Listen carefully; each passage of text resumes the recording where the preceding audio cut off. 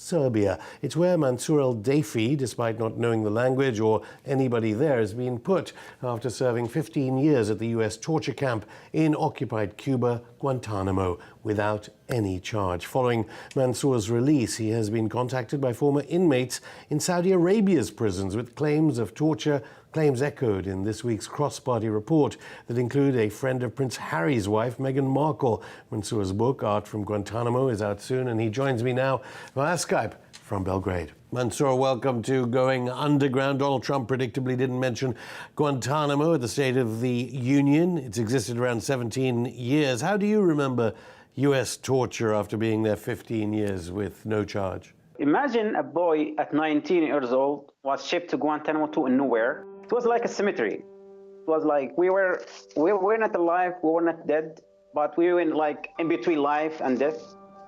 So when we get there, from 2000, especially when you get to that Camp X-ray, then to Camp Delta, and especially when in 2003, when the interrogation started applying some torture techniques to interrogate detainees, and it was like hell, really. I watched some detainees lose their minds, break down. I mean, I was 19 years old. I didn't know why I was there. I didn't know for how I'm going to stay. We are totally disconnected to the world outside. I was really afraid, confused. Didn't know what's going to happen to me. We thought they were going to kill us because the situation we were before at CIA or at the other detention, we thought is going, okay, they're going to interrogate us, then kill us. And they were telling us that. They said, we are going to kill you guys and throw you in the sea. They told us, yes. He said, the world doesn't know about you here. We brought you here for the purpose of interrogation, to get information, we threw you in the sea. I mean, the atrocity, what I saw in the CIA black site, I thought, yes, why not? Because people get killed as nothing. And force feeding is a U.S. policy in Texas right now for those seeking asylum. Trump promoted Gina Haspel to run the CIA, someone alleged to have run black sites from Guantanamo and Thailand. You know about black sites. I was in the CIA black sites. What was the worst ever? Even when I talk about it, it breaks me. I mean, there was no limitation to what they can do to us. No limitation. Whatever they want. Some detainees died under torture. I mean, you just become a ghost. You spend 2, 3, 4, 5 months, 1 year just blindfolded, loud music, naked, hang to the ceiling, or tied to the wall. Sometimes they would, sometimes we couldn't walk, we collapsed. They would drag us to the ground. I just prefer death than remember those days, really. But it was art that helped the detainees at Guantanamo. You're bringing out a book called Art from Guantanamo. You know, as I told you, the art started, detainees, when you deprived of your life, when you start losing your identity, you try to survive, you try to escape the life in jail. You try to find something which actually you need to forget that you're in jail, that you feel the pain. But everything around you is designed to break you. Everything around you is designed to make you suffer. The treatment, the rules, the food, the cleaning, the clothes, everything. So detainees at the beginning started to draw on the toilet paper, on the styrofoam form cups and so on. So they started doing that. Would punish us if they found anything. It wasn't until 2010 where we had class. After the hunger strike, after when Obama came to an office, they made some change in Guantanamo. So we asked for art.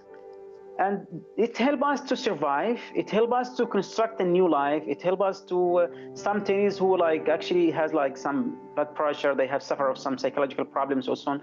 They will spend time painting. They will try to extract.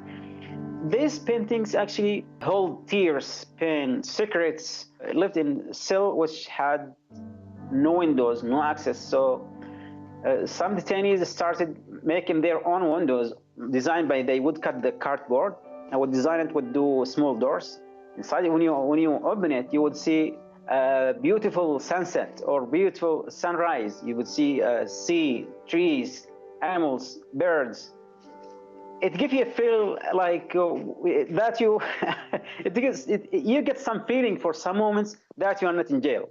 I mean, that would be enough for you. Like if you look at it every day or every 2 days, I mean, it's enough. It is a reminding of your life because when you stay for a long time, especially under harsh circumstances, you tend to forget the life and you construct new memories and a new life, a new connection. Everything is new. It's like only painful. So the detainees try to escape that. It was a mean art was a mean of escape, a mean of survival. As for you, the US released you after 15 years to a place where you knew no one, you couldn't speak the language? I was cleared by the PRB, Review Periodic Board. So I was released to Serbia. I had no choice. I'm still in Guantanamo. I'm still stuck there mentally because I live in the society which I have no family, no friend, no program which help you for reintegration, rehabilitation, vocational training. Those things, basic things, help you to move on with their life.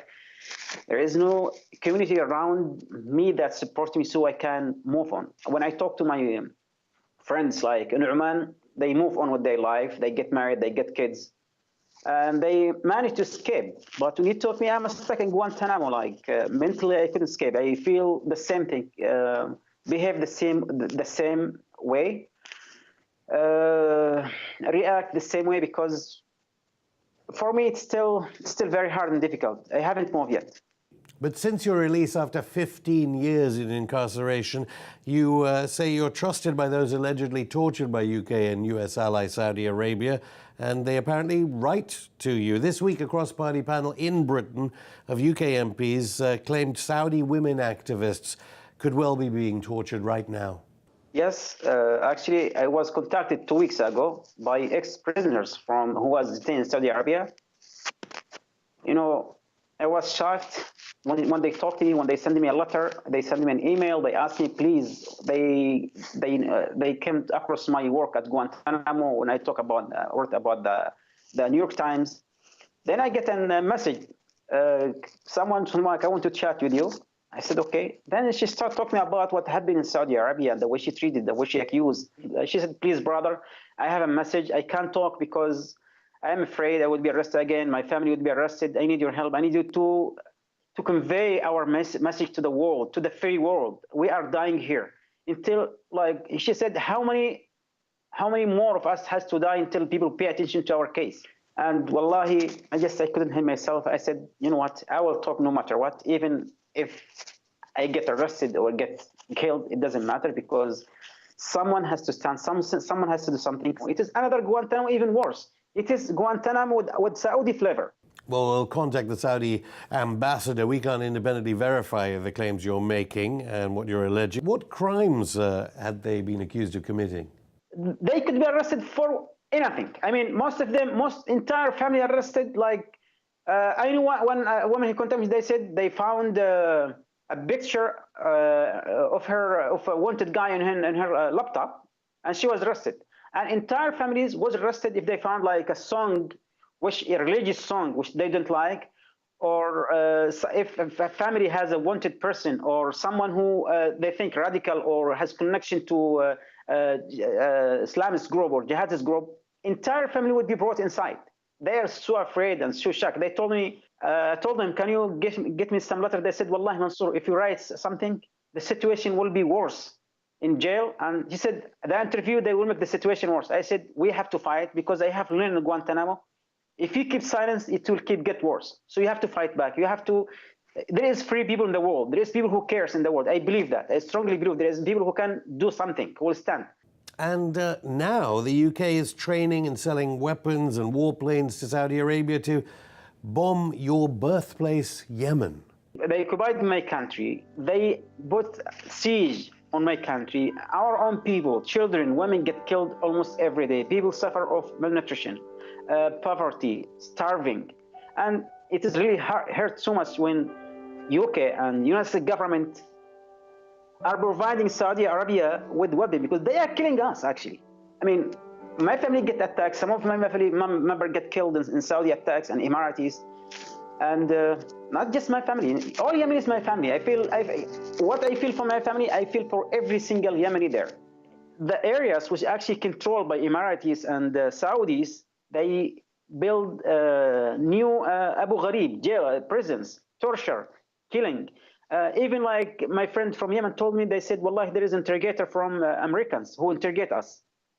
They have jails in Aden, in Mukalla, in Djibouti, and Emirates. They interview their advisor. They are the supervise everything with Emiratis and Saudis. They exist actually as advisors, not on the ground, and they are supervise the interrogation there. Well, the UAE and Saudi Arabian governments say they support international law, and Britain says it must support Saudi Arabia. You know, if they really want to support Saudi Arabia, they should disarm Saudi Arabia. They should monitor. They should send special delegation and committee to watch Saudi jails, to watch the situation in Yemen. You know, when you tell me I'm going to support Saudi Arabia and you sold them the weapon that killed our children, our own people, how can you support them for that? Mansoor Adayfi, thank you.